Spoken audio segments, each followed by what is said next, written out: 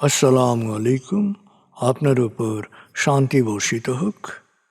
প্রিয় শরীদ, খতমে কামালের ৪৮তম ধাপে আপনাকে স্বাগতম। আপনি জানেন, রোগ শোক, বিপদ আপদ, আসমানি জমিনি বালা মুসিবত, সকল ধরনের অস্থিরতা, অশান্তি, অনিশ্চয়তা, নিরাপত্তাহীনতা, দুর্যোগ, দুর্বিপাক, আজাব গজব থেকে মুক্তির জন্যে খতমে কামালি এক সহজ আমল। খতমে কামালির এই আমলের মধ্য দিয়ে প্রার্থনাকারী প্রার্থনার সাথে মিশে যান। আসলে প্রার্থনাকারী যখন প্রার্থনার সাথে মিশে যান, তখন প্রার্থনা কবুল হয়। খতমে কামালি প্রার্থনা কবুলের এই পরম মুহূর্তে আপনাকে নিয়ে যাবে। তাই নিজের, অন্যের, সমাজের, দেশের, মানব জাতির যে কোনো কল্যাণের নিয়তে আপনি এই আমলে অংশ নিন। আপনি সকল বিপদ আপদ, বালা মুসিবত মুক্ত হন। আপনার জন্যে কল্যাণকর সকল দোয়া আল্লাহ কবুল করুন। সব সময় আল্লাহ আমাদেরকে তার রহমতের ছায়ায় রাখুন। এই কামনা করে আমি শহীদ আল বুখারী মহাজাতক খতমে কামালির পুরো প্রক্রিয়ায় আপনার সাথে থাকছি। আসুন এবার আমরা ডুবে যাই সত্যের গভীরে।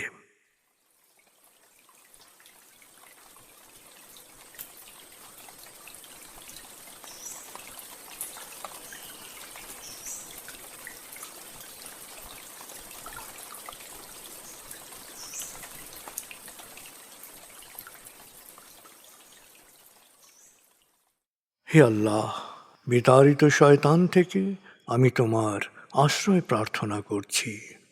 দয়াময় মেহেরবান আল্লাহর নামে। আয়াতুল মুলক। হে আল্লাহ, সকল ক্ষমতার মালিক, তুমি যাকে ইচ্ছা ক্ষমতা দান করো, যাকে ইচ্ছা ক্ষমতাচ্যুত করো, যাকে ইচ্ছা সম্মানিত করো, যাকে ইচ্ছা অপমানিত করো। তুমি সর্বশক্তিমান, সকল কল্যাণ ও মঙ্গলের আধার। তুমি দিনকে ছোট করে বড় করো রাত, আবার রাতকে ছোট করে বড় করো দিন। তুমি প্রাণহীনে দাও প্রাণ, আর প্রাণবন্তকে করো প্রাণহীন। তুমি যাকে চাও বেহিসাব রিজিক দান করো। সূরা আলে ইমরান আয়াত ২৬-২৭। আয়াতুল কুরসি। আল্লাহ ছাড়া কোনো উপাস্য নেই। তিনি শাশ্বত, চিরঞ্জীব, বিশ্ব প্রকৃতির সর্বসত্তার ধারক। তিনি তন্দ্রা নিদ্রাহীন, সদা সজাগ, মহাকাশ ও পৃথিবীর সব কিছুর মালিক। তার সদয় অনুমতি ছাড়া তার কাছে সুপারিশ করার সাধ্য কারো নেই। দৃশ্যমান বা দৃশ্য, অতীত বা ভবিষ্যৎ, সৃষ্টির সব কিছুই তিনি জানেন। তিনি যতটুকু জানাবেন, এর বাইরে তার জ্ঞানের সীমানা সম্পর্কে ধারণা করা কারো পক্ষেই সম্ভব নয়। তার আসন, তার কর্তৃত্ব পৃথিবী ও নভমণ্ডলের সর্বত্র বিস্তৃত, আর তার সংরক্ষণে তিনি অক্লান্ত। তিনি সর্বোচ্চ, সুমহান। সূরা বাকারা আয়াত ২৫৫।